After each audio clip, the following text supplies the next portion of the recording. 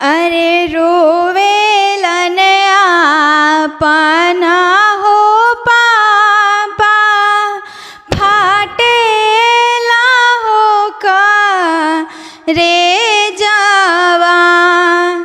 अरे रोवेलन आपन हो चाचा, फाटेला हो का रे जावा।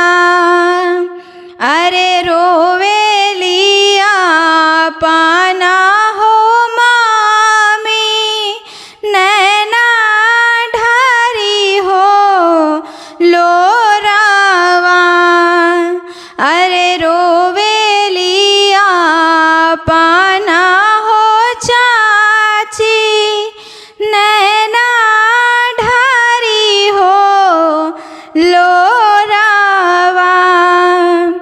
अरे कवना कारणवा हो प्रभु जी, बेटी भइली सा पानावा।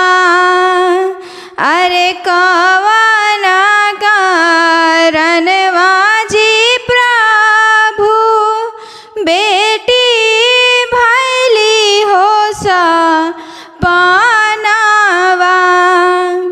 अरे बचपन से पोसनीय प्रभु जी, बचपन से दुलारानी। अरे अब काहे तेजनीय प्रभु जी, आपन सुंदर हो धियावा। अरे अब काहे तेजनीय प्रभु जी, आपन सुंदर हो धियावा।